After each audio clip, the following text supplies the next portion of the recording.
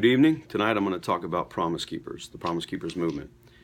In 1990, former head coach of the University of Colorado's football team was shocked to discover his teenage daughter had become pregnant by one of the guys on his team.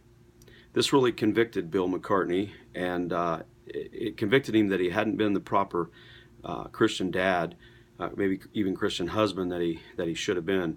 And McCartney began to envision, he and a colleague, of a mass gathering of like-minded men who could come together to be encouraged in the faith, to pray, and to worship. And so the Promise Keepers movement was born. Sean Everton in The Promise Keepers, Religious Revival, or Third Wave of the Religious Right, relates that during the first rally in 1991, 4,200 men attended. And it was an ecumenical gathering at the University of Colorado's Events Center to learn about and commit to 7 promises in order to be the Christian dads, Christian husbands, Christian employees that God wanted them to be. And since that gathering, the movement grew, culminating in the famous Stand in the Gap rally on the Mall in Washington, D.C., with nearly 700,000 men in attendance. With all the hype of a Billy Graham crusade, men were admonished on issues ranging from moral purity, holding each other accountable, building strong marriages, and reaching beyond racial and denominational lines. Now, while these were not all 7 of the promises laid out in the movement's genesis, 2 of these promises drew a fair amount of criticism from some perhaps unlikely groups. I mean, after all, what segment of American society would not welcome men trying to be better husbands, better fathers, better employees, and so forth? It wasn't so much the ethos of wanting to advance a religious movement that drew the backlash of criticism. It was in the Promise Keepers' methodology and their core beliefs. For fundamental Christians, promise number 6, which compels adherents to reach beyond racial and denominational boundaries, was asking too much. For reasons similar to fundamentalism's distancing itself from Billy Graham, the ecumenical flavor of the Promise Keepers movement was asking that men discard the scriptural teachings as it pertains to believers not having concourse with unbelievers. One well-known fundamentalist Baptist pastor even wrote a polemic entitled "The Promise I Can't Keep." Criticism also came from another unlikely source, women.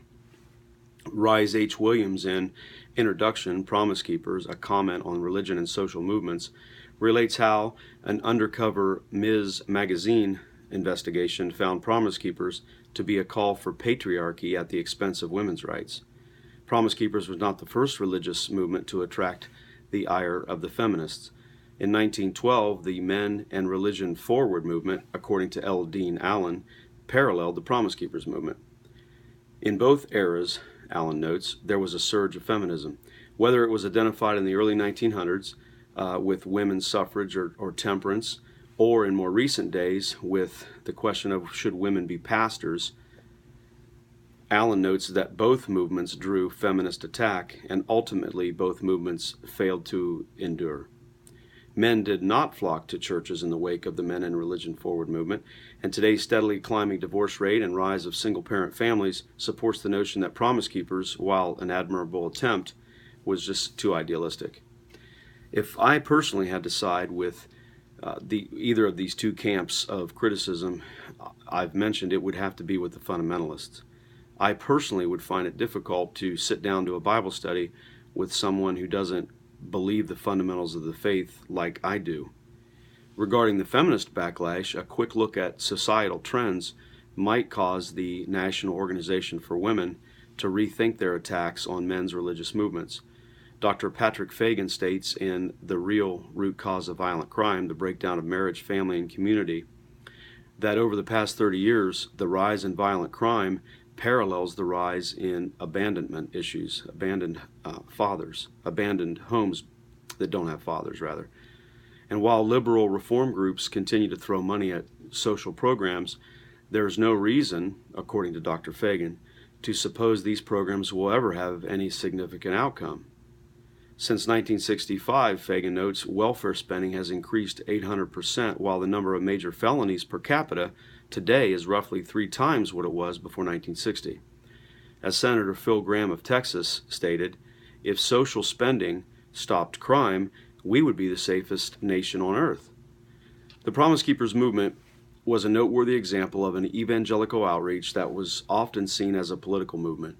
Whether a political movement or not, the fact remains that thousands of men were saved at Promise Keepers rallies that might never have been saved. They may never have darkened the doorsteps of a conventional church service.